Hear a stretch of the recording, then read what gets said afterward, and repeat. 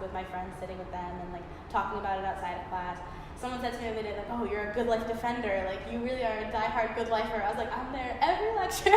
Last week I was kind of feeling a little bit down, so I told my friends, I was like, hey, you know, like I'm not feeling too great, but like I want, like let's like grab dinner. Like when my friends like, do you want to get dinner? I was like, you know, I'm not feeling great, but like I could definitely use some social interaction. Or I would be like, you know what, I think I'm gonna go to the gym and just like run for an hour. And I like actually could see a boost like in my mood as the week progressed, which was really, really nice. And it also was another boost because like, yes, it's working. Like I'm doing something that actually works, which is really nice. So what I decided to do was look at if technology could be used in a way that was like actually social, that isn't social media. So I am FaceTiming friends and family members that I don't see all the time, and kind of like expanding my immediate social circle. And like catching up with people like from high school that I love, and I just like haven't had time to really like sit down and talk to them, or they're states away.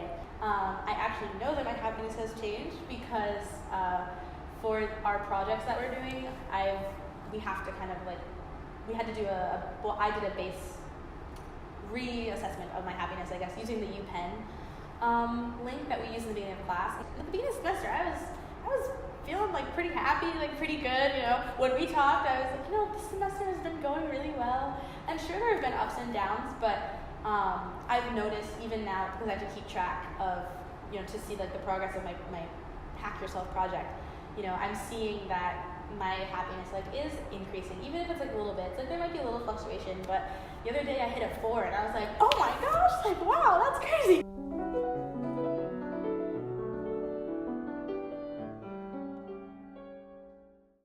I think one of the most effective strategies or effective key points from the class would probably be the requirements. I feel like just having someone tell you do these things, focus on them for a week, really helps you bring into the mindset of focusing on becoming happier or giving yourself more time for gratitude. Even though I already thought it was quite sexy at the beginning, what it's helped me with has gotten much sexier. So right now I feel like I'm a lot better at managing my time, which was one of my biggest goals after being done with first semester. There's so much more I could have done with my time, even though I feel like first semester there wasn't any time whatsoever. So I think if I worked harder, I would have like just more to talk about and more accomplishments. Because I had a math midterm on Thursday and had lots of work to catch up on, I kind of skipped a few lectures, which I kind of regret. So now looking back at it, I really should have just went to the lectures and relaxed, listened to the lecture, and come out being ready to focus on my work. But I feel like when I did skip the lecture, in the back of my mind, I was thinking I should be at lecture right now. It's hard to consistently think about what she's taught us outside of class on a daily basis. And by that I mean, if she tells you to do something for a week, it's pretty easy, for example, like the requirements.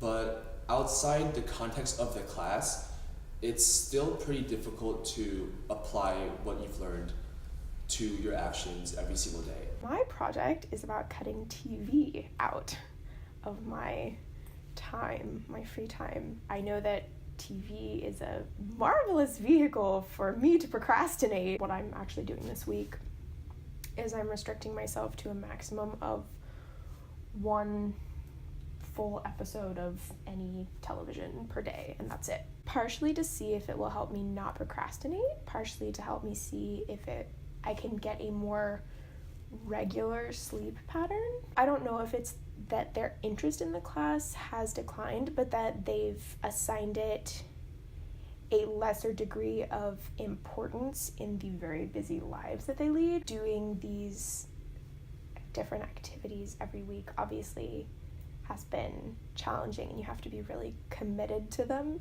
And I haven't been 100% perfect. I think coming to Yale and seeing myself through this course and seeing myself through other courses as well is that, you know what, yeah, I do deserve to be at Yale, and so does everyone else here. Like, there's a reason why we're here. I'm doing my personal project on a gratitude journal. Actually, with the requirement that we had to do a gratitude journal, I did that and I really enjoyed it, and I found myself to be most affected by this requirement. But it just so happened to be that my requirement, when we did this, was around my birthday, was around me getting an internship, was around me getting these big different types of landmarks. So I was trying to see whether or not my happiness like increase was a result of the environment itself, or was it like a result of my external surrounding environment. Every other week I'll be writing in my gratitude journal and filling out a survey that I made. I really, really enjoy the requirements. It's really good to have that little bit of a nudge and a push to like really like enable us to make sure we're doing these things. I think that's really, really effective. I think when it comes to the least effective thing about the course, I find some of the readings to not be my favorite thing to spend my time doing.